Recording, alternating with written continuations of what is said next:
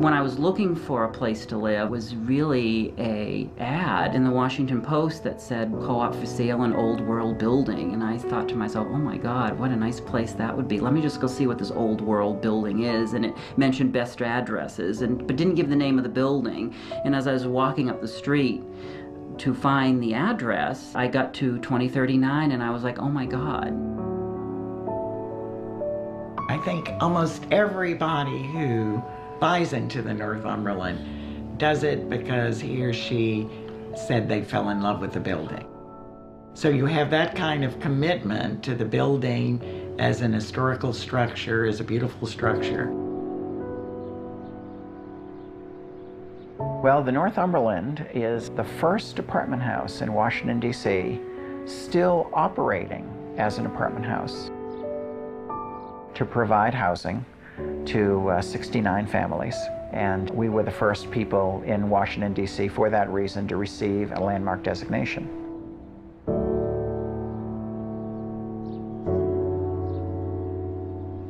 Due to the fact that the Northumberland is very original, we also have a double landmark designation, which is extremely rare. And that's a designation for both inside and outside of the building. So not only is the exterior facade of the Northumberland on the National Register, but so are our lobby and our public hallways. The Northumberland has a third kudo to it in landmark designation. Number 3 is architectural significance to the streetscape. Now, almost all buildings on the National Register are Class 3. They have architectural significance to the street or the neighborhood. Class 2 is architectural significance to the nation. And the Northumberland is Class 2.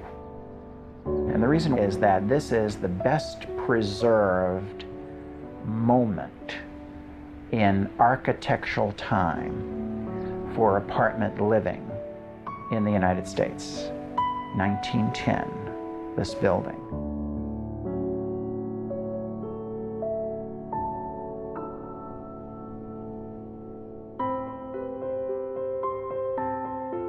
Washington, D.C. was really always a transient town.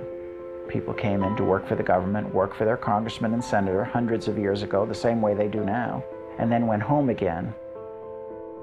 It was the land of the boarding house, where you received meals and room service and a maid service, and you went to work in your government job. It was said that working for the federal government back then was a great honor. And the federal government only chose many times the most educated and polished people. These people expected a higher standard of living. The late 1800s, there was a real estate developer who was a woman, Mary Foote Henderson, and she was the wife of Senator John B. Henderson of Missouri.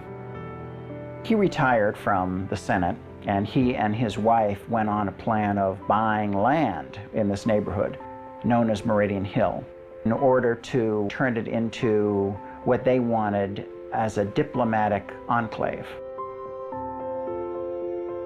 And it really was through the late 1800s that we didn't really have an apartment building that we know of designed as it is today. And it was up to the builders of Washington, D.C. at that time to provide it.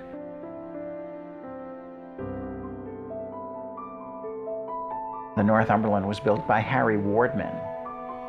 He had come over, the story goes, from Liverpool, ended up in Baltimore, became an apprentice and then a builder, and moved on to become a master builder in Washington, D.C. At one time, I think it was said that 10% of the people in Washington might have lived in one of his buildings.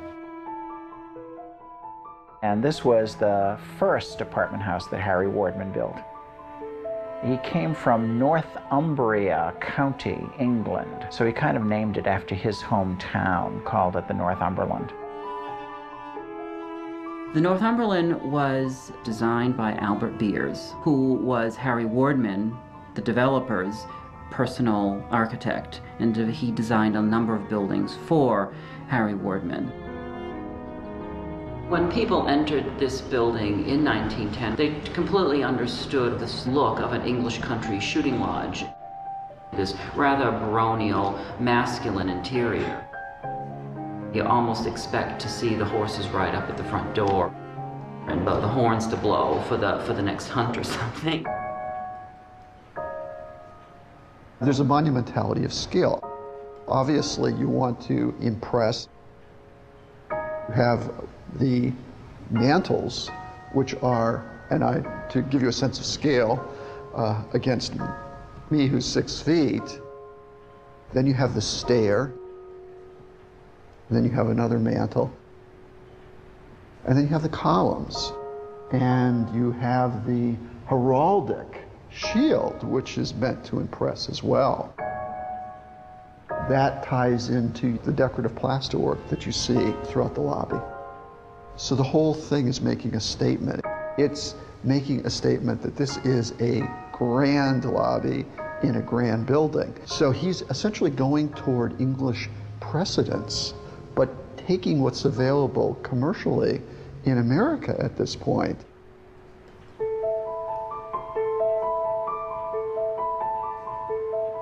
Faux finishes were very popular well into the early 20th century.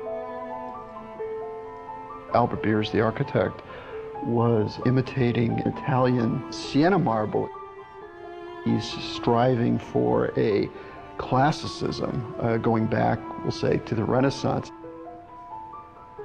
I would surmise that he had Italian immigrants who had the skill, who brought the skill over to America.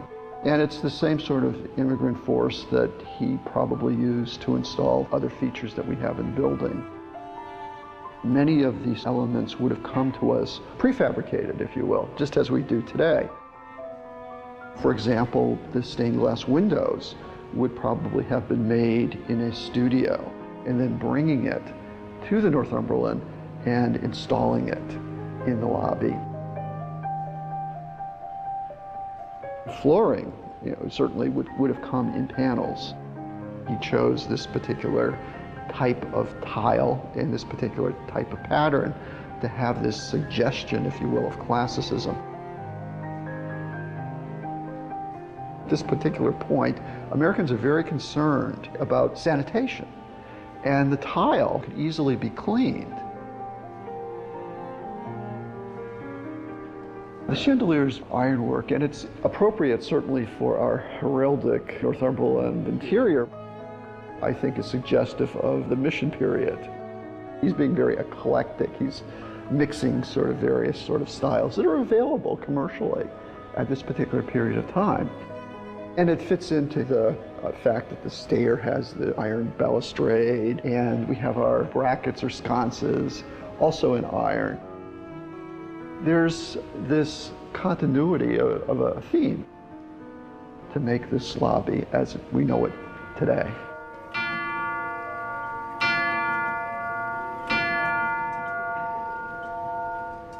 The Northumberland, over its history, the leaders in their wisdom have resisted attempts to turn the Northumberland into, say, a 1950s modern type of lobby. That was a real possibility. Luckily, we had very wise people who said, no, this is a special building, we're not going to allow it. When we first discussed refurnishing the space, Russell Adams had met someone who actually lived in the building in the 1930s, and he interviewed her. We used that very basic description as the building block, and then we looked at period interior designs. There was really limited resources here, so we had to start almost from scratch. You have two very baronial mantles, and in period, you would have had a gentleman's seating area and a woman's seating area.